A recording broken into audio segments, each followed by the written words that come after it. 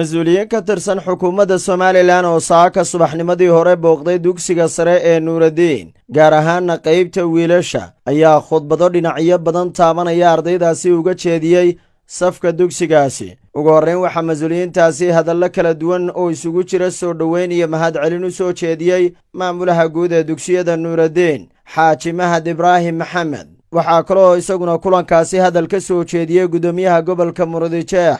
jaamac xaaji axmed oo ka warramay ujeeddada ay ardaydani saaka ugu yimaadeen maanta annagu booqashada halkan aanu idinku nimi oo ka dhalatay kuwan waalidiinta ardayda ama guddida waalidiinta ee dugsiga kulan aanu yeelannay waxay daaran tahay inaanu idinkala hadallo ereyga ku habboon ee arday ahaan iyo mas-uuliyadda annagana saaran iyo mustaqbalkiina iyo aayihiina iyo noloshiina iyo aakhiradiina iyo adduunyadiina iyo sidaa u noolaan lahaydeen maadaama aanu nahay mas-uuliyiintiinnii maadaama aanu nahay waalidiintiin waxaa kale oo jirta iyadana awaamiir dowladnimo oo iyagana halkan la idinka jeedin doono marka ugu horeysa waxaad tihiin arday waxa weeyaan waa qof wax baranaya oo la barbaarinayo oo la doonayo in aqoontiisa iyo akhlaaqdiisa iyo noloshiisa la dhiso si uu iskii isugu taago oo nolosha halkii uu ka qabsan lahaa iyo sidii uu noolaan lahaa loo tababaro waxaa idinku xeeran wadci badan iyo duruufo badan waxaa jira dad iyagu nolosha iyo waxbarashada aad haysataan ee aad higsanaysaan aad ku fakeraysaan maanta qaado foonforo imtixaankii way diyaar garoobayaan bari inay jaamacaddii fadhiistaan bay doonayaan markay jaamacadda dhammaystaan inay jaamacaddii labaad sameeyaan inay mustaqbalkoodii iyo noloshoodii iyo aayahoodii halkaa ay kala qabsadaan iyo sidii aakhiradoodii iyo adduunyadooda ay ugu shaqaysan lahaayeen idinkuna jaranjaradii baa soo haysaan waxaa loo baahan yahay inaad ka fikirtaan aayihiina dambe iyo mustaqbalkiina iyo noloshiina iyo aakhiradiina iyo adduunyadiina maanta annagu waxaan idinku nimid dardaaran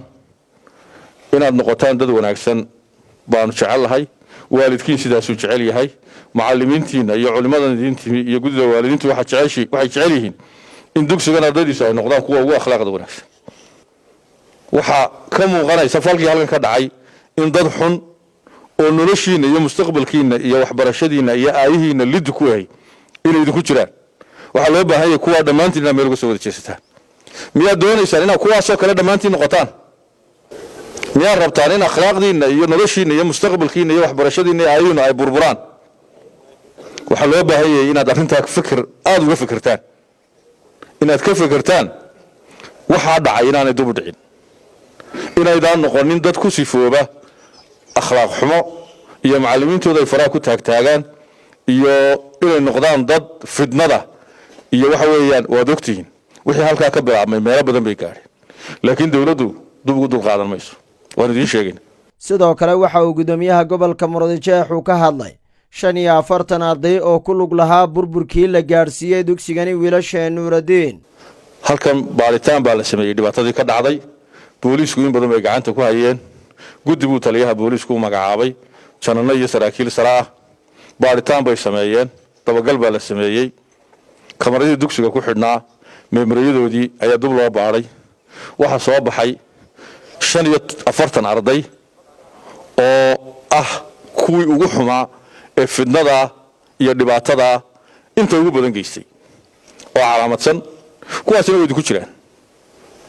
waxaan ka wada hadli doonaa waalidiinta iyo maamulka iskuulka waxaan saaka idinku nimi inaanu idinkala hadallo inaan dowladdu u dul qaadanaynin waxyaabaha noocaas oo kale ama dadka xun ee ardaydana xumaynaya magaciina iyo sharaftiina iyo karaamadiina iyo magaca dugsigiina iyo magaca waalidkiin xumaynaya ardayga xumi wuxuu meel kaga dhacayaa hooyadii iyo aabihii oo tacab badan geliyey oo ilaa maalinta dhalatay ee aad xabka lahayd aad qoynayd ilaa maanta oo aad nin weyn tahay intaa ku barbaarinayo ha jabin ha dhicin ku lahaa oo halkaa ku soo gaadhsiiyey oo doonaya mustaqbalkaaga ilaa halka u dambaysa talada waalidku ilaa inta uu nool yahay idinka hadhi mayso ilaa inta uu nool yahay idinka hadhi mayso waayo waxay jecel yihiin wanaaggiin inaad noqoto qof walba waalidkii wuxuu jecel yahay qofka dadka ugu wanaagsan inuu noqdo macallimiintuna waa caynkaa macalinkaaguna wuxuu jecel yahay in la yidhaha ardaygaagi waa ka ugu imtixaanka ugu sarreeyey Somaliland waa ka ugu akhlaaqda wanaagsan waa injineerka halkaa ka shaqeeya waa shiikha masaajidka jooga waa professorka halkaa wax ka dhigaya waxa loo baahan yahay inaad ka fikirtaan aayihiina dambe iyo noloshiina waxa nadamqaya xumaanta halkan ka dhacday iyo mustaqbal xumada ay idinku wadaan inta xun ee idinku jirta waxa idinku wadaan inaad baabadaan oo noqotaan kuwa darbiyada fadhiya oo waxbarashada la idinka yariyo oo waalidkiin marar dilaac uu meel kula dhaco dhiikar iyo macaan ku wada kaco oo inkaar idinku dhacdo la idin kaaraya marka waalidkiin uu arko dhibaatadaas uu sameeyo ka fataanka ah marar dilaac uu meel kula dhacaya macalinkiina uu naxaya binaadmigu iskaraamaya karaama idinku dhacaysa iyadoo waxa soo dhan la idin la daba joogo waxbarashadii iyo noloshii iyo mustaqbalkii haddaad wax kale la timaadaan waxa weeyaan de inkaarta waalidka iyo macalinku way kacaysaa dadka la calaamadiyay taladooda dub baan isugu noqonaynaa welina waxaana soo gaaraysa inuu jiraan dareen dad weli farafiiq samaynaya taana loo dul qaadan maayo dib dambe loogu dul qaadan maayo macallimiintaanaan uga amar qaadanayn maamulayaashaanaan uga amar qaadanayn gacantaanu gelinaynaa ciddii aanu dareenno inay dhibaato ku yihiin ardaynimada iyo macallimiinta iyo dhismaha nolosha iyo dalka waxaa iyaguna halkaasi hadallo ka soo jeediyey sheekh maxamed aadan maxamed iyo suldaan maxamed suldaan cabdiraxmaan suldaan diriye oo si isku mid a ugu dheeraaday ilaalinta akhlaaqda wanaagsan ee ardayda laga doonayo geesta kale waxaa isaguna halkaasi hadallo isugu jira waano iyo hoga tusaalayn u soo jeediyey ardayda wasiir ku-xigeenka wasaaradda arrimaha gudaha ee Somaliland ahna kusimaha wasiirka wasaaraddaasi cabdinaasir caydiid maxamed waxaan doonaynaa inaad noqotaan arday wanaagsan dad wanaagsan oo higsi iyo hibilo leh oo meel u socda oo waalidiintood nin kasta waxaa la soo siiyey saaka hooyadii waxay kacdaama qofka ka mas-uulka ku kacay 4 habeenimo waxay ku fikiraysaa ma ku rooraysi oo ugu soo kacaysay xilliga inaad wax noqoto oo quraacdii sii cunto oo maryahaagii laga sii shaqeeyo waa ogtiin inta waalidkiina idin dadaalaan idinku waa farxad ku wadataan oo iyaga faraxsan oo noqotaan ayaa muhiim ah habeenii maalin weeyay waxay taageen saldhigyada habeenii maalin markaas aa ninka doonaya weeyay station taagnaato ama biyo gacanta taag bal ninka jecel saaqayna weeyay station taagnaato wax jecel miyaa leedin waxa weeyaan idinka soo haya in weeyay station geyso iyo aabaha iyo inay faraxsanaatay guriga joogto labadaba ma haya waxa weeye inay wax noqotaan oo dad noqotaan oo fiicnaataan oo ilmadeedii ardaydii noqotaan aan jecelahay imaga saaw sheegay gudoomiyaha 4 ka arday ee magacooda ayno anagu islaamana soo gaadhay maanta halkan isla maalintii soo wada qaban la maalintii xigta gurigiisa la garanaya laakiin maamulka iskuulka uu dhaaf kar weynay oo wali balanaga noo daayay waalintii iskuulka oo tiraanaga noo daaya mar tribka markaana noo dhaafa hadee wax daba ka soo noqdaana anaga idin soo gudbinayna marka waxa weeye wali anagu ma laandeynin laakiin maamulka iskuulka meel ka marnaa la wali oo la ardaydii marba khaldameen caynka iyaga hortaaga horta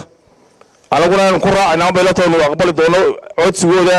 laakiin haday maanta wax ka dambeeyo wax ka soo noqdaan waxa weeye nina waa cabanay nina waxa la calin nina waxa oran caynkaas iyo waxba waa la qabtay waalidkaana dhibaato u geystay wixii waalidiinta gaadhanaya gaarsiiyay laakiin haddaad tiraahdo maxay ahayd waxbarashadana ilaashato